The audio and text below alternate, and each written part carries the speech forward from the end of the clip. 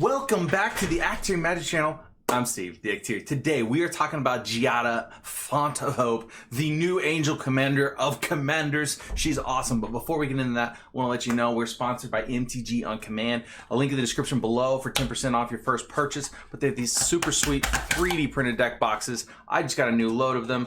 I'm super excited about it, and I will be putting them up as part of our rewards for Patreon members. Link in the description below.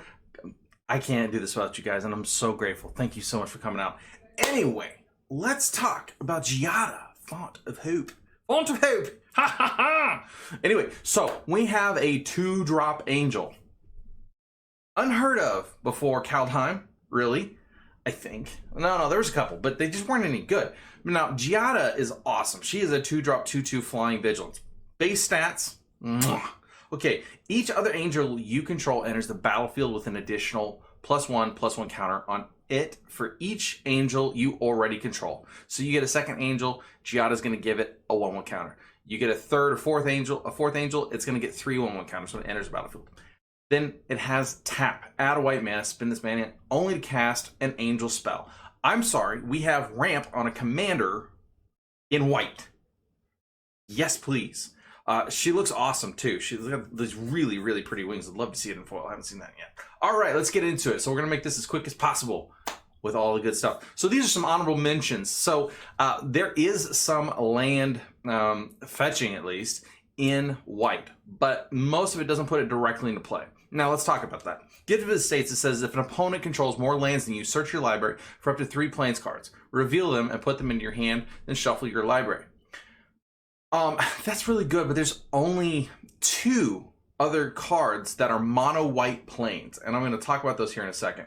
But Ravnica at War is also a really good one. It says exile all multicolored permanents. It says we're running a monocolored deck. This is a really, really good include, and it gets all kinds of goodies. Now, I really like it, but other people are going to downplay Ravnica at War, but we can even make this cheaper in the deck. Ravnica at War is just choice. Now, let's get going. So let's talk some cheap angels. Segovian Angel is a 1/1 for 1 that has flying and vigilance. Okay, cool. So whenever Giada is in play, she's going to come out and she's going to be a 2/2 flying vigilance for 1 mana. Youthful Valkyrie, she's awesome, and she's like a $10 card now. So if you have copies, sell them because you're going to get another reprinting.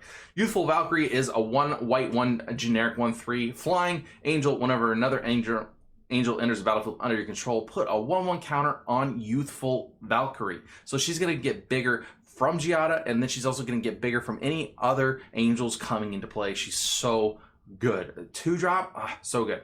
Next up, we have Angelic Curator. It's a 2-drop, 1/1 flying angel spirit with protection from artifacts. Sweet. It's just perfect for what we're doing already. And then Angelic Page, it's a 2-drop angel spirit with flying. Taps, attacking or blocking creatures get +1/+1 until end of turn. Target attacking creature. Okay, now next up we have Emancipation Angel, 3-drop 3/3. When it enters battlefield, return a permanent you control to its owner's hand. Now this is good for resetting into the battlefield effects. So like if you have anything that has an ETB and you want to get it back to your hand, Emancipation Angel is going to make that really, really good. Now, Mirror Entity, it's our white shapeshifter here. It's a 3-drop, 1/1 changeling, X. Until end of turn, creatures you control have base power and toughness, XX, and gain all creature types. That means that they're not going to lose their abilities. They're not going to lose their counters. They're just going to get bigger. So, if we have, for instance, Angelic Page and Angelic Curator, and we pay 4 mana, all of our angels are going to become 4/4s. So good. Love me some Mirror Entity. And it's already an angel. And everything else too. But yeah, it's already an angel. It's good. Next up, we have some more cheap ones. Righteous Valkyrie. This one's all over the place in the standard. It's a white, 2 generic, 2/4 angel cleric. It says whenever another angel or cleric enters the battlefield under your control, you gain life equal to that creature's toughness. Mwah. The life gain sub-theme in this is you're gonna look at life gain funny and just gonna gain life all over the place. As long as your life total is at least 7 life more than your starting life total, creatures you control get +2/+2 until end of turn. Yes, please, thank you. It's a double anthem on a creature that gains you life. That's Awesome, fantastic. Resplendent Angel, though, this is probably the most expensive, second most expensive card on the Angel list. It's a 3-drop, double white, 1 generic, Angel 3/3. At the beginning of each end step, if you gain 5 or more life this turn, create a 4/4 white Angel creature token with flying and vigilance. And this is on curve with Giada. Like on turn 3, you're playing this right after you played Giada. So it's so good. For 6 mana, 3 white and 3 generic until end of turn, Resplendent Angel gets +2/2 and gains lifelink. So she can trigger herself. She can go flying for 5, deal some lifelink damage.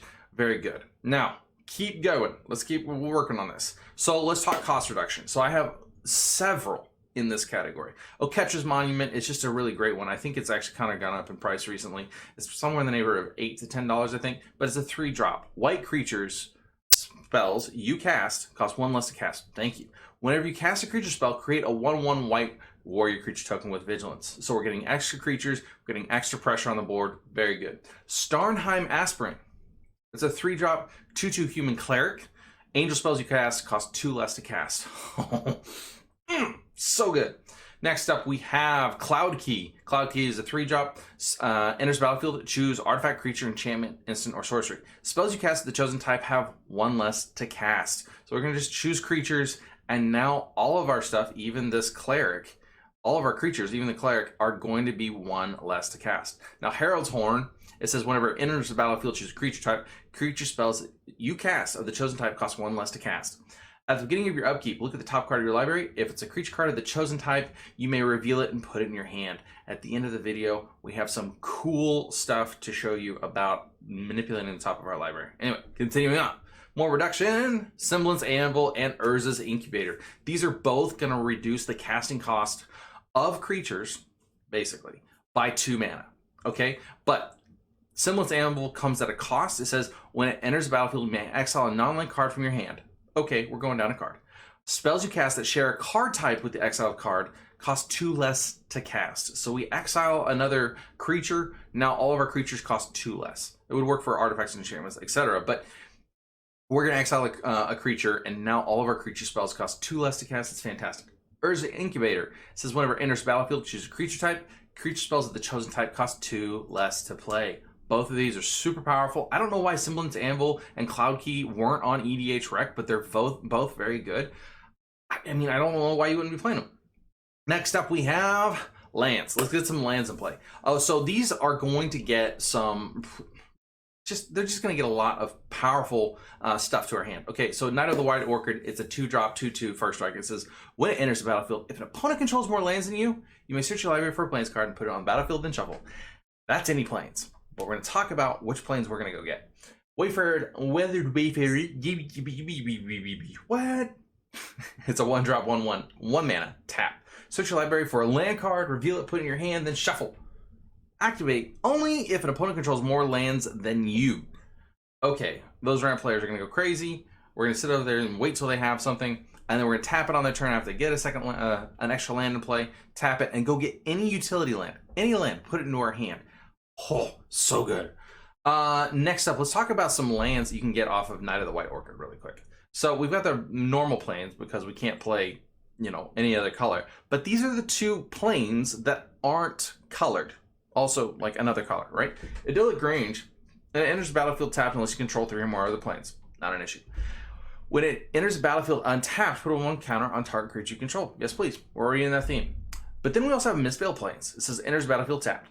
For white and tap, put target card from your graveyard on the bottom of your library. Activate this ability only if you control 2 or more white permanents. Okay, put target card from your graveyard on the bottom of your library. Yes, please. If you have any shuffle effects or any kind of tutor effects, this is going to help us get back our things. So we're going to talk about basically if you have any kind of idyllic tutor or enlightened tutor and you need to get that enchantment back to your hand, Mistveiled Plains is going to be really powerful.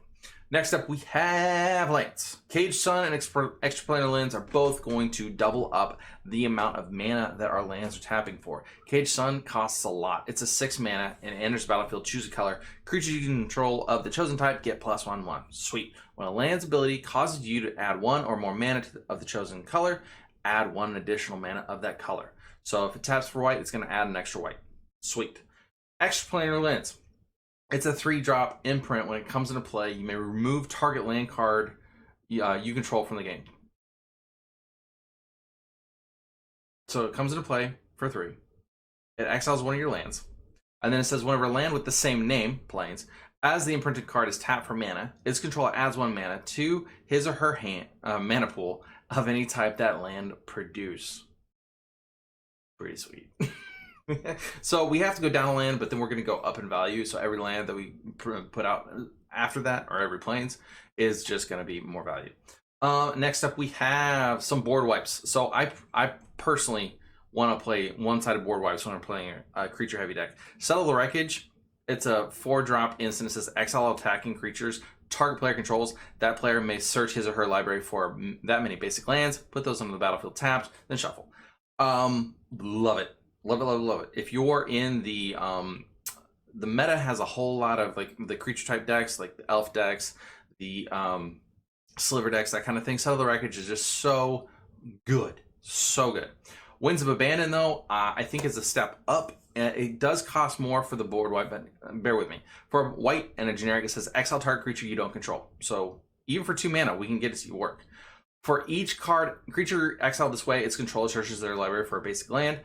Those players put those cards on the battlefield tapped and shuffle their libraries. Okay, now we can overload this for 6. Yeah, 6. So now it's each creature we don't control is exiled, and their controllers may search their land. Oh no, searches. They don't get a may. It's a search. You have to. And they put them onto the battlefield tap. So pretty fantastic. You can fail to find still with Winds of Abandon, but it's really good. Okay, next up we have anti-board wipes. Wouldn't be much good if we couldn't survive a board wipe. Well, Teferi's Protection, outright one of the best anti-board wipes out there. It's 1 white, 2 generic. Until your next turn, your life total can't change. You have protection from everything. All permanents you control phase out. Exile Teferi's Protection. Very good.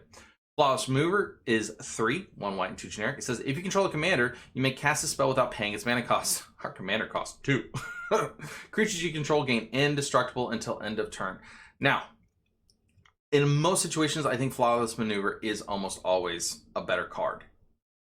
No, it's not really. But anyway, they do different things. Flawless Maneuver is not going to help you against Toxic Deluge or Terminus. However, it is going to help you whenever you don't have any mana available. So, really, really good. Teferi's Protection is just a I don't want to die right now card in general. And I'm going to untap, and I'm going to have all my creatures back, and I'm going to kill you. So Teferi's Protection, if you've got the mana available, is outright better. But Flawless Maneuver is better whenever you don't have that mana. So, anyway, both great. Run them both. Next up, we have counterspells in white. What? Rebuff the Wicked is a 1 white instant. It says counter target spell that targets a permanent you control. This could be Chaos Warp or something like that, or Abrupt Decay. Oh, no, not Abrupt Decay. Assassin's Trophy, that kind of thing. Lapse of Memory. That's for 1 mana. That's for 1 mana. It's really, really good. And it's a white counterspell. Lapse of Certainty is a 1 white, 2 generic. It says counter target spell. If that spell is countered this way, put it on top of its owner's library instead up into that player's graveyard. This is really powerful whenever we need something to resolve right now. It is 3 mana, but we are like pumping out a ton of mana for this deck. Like extra player lunch. Mwah. Next up, we have number 7 on our list. I like Starnheim Unleashed. If you haven't played this on Arena, it's fantastic. You just put it in a exile with its Foretell cost for 2 early in the game. Okay, it says for double white and 2 generic sorcery. It says create a 4/4 white angel warrior creature token with flying and vigilance. This spell was foretold. Create X of those tokens instead. Now for Foretell, right? It's 1 white and double X, right? So for each. Basically, for 3 mana, we get a 1/1/1, a 1/4/4. For 5 mana, we get 2 4/4s. For 7 mana, we get 3 4/4s. For 9 mana, we get 4 4/4s. Anyway, so really powerful. It sits there. It scares people because they might think it's also a Doomscar. Very cool. Next up, we have number 6 on our list, Herald of War. Again, cheapening our spells is fantastic. So it's a 5-drop. Flying. Herald, whenever Herald of War attacks, put a 1/1 counter on it. She's already going to get 1/1 counters from Giada, by the way. So, angel spells and human spells you cast cost 1 less to cast for each 1/1 counter on Herald of War. If she enters the battlefield, she gets 3 1/1 counters. Everything we're going to all of our angels are going to cost 3 less. It's fantastic. Mwah! So good. Now, next up, 5 on our list. Avacyn, Angel of Hope. No surprises. This is one of the best angels you can be playing in this deck, period, end dot. Now, she's a 8-drop, but we're reducing all that casting cost, right? For 8, you get an 8/8 Flying Vigilance, Indestructible. Yeah. Other permanents you control have Indestructible. Yes, please. So very good. Get yourself a copy or proxy it. It's good. Number 4 on our list, Lyra Dawnbringer. I think Lyra Dawnbringer, though, is better because it's winning and sustaining you so much faster. She pumps your board, and she also gives all your angels 1/1 and lifelink. Okay, fantastic. So she's a 5/5 flying first strike lifelink for 5. That's going to come out on turn 2 or 3. No, sorry, turn 3 or 4. Very, very quickly. And she's going to be a huge, big beating threat. So flying first strike lifelink, heck yeah. Now, number 3 on our list, Pearl Medallion. Cost reduction, cost reduction, cost reduction. Pearl Medallion is an all-star in this deck. It just says for 2 mana, you get your white spells cost 1 less to play. All of our instants, all of our sorceries, all of our creatures, all of just everything is cheaper. Yes, absolutely. Number 2 on our list, Smuggler's Share. Just came out.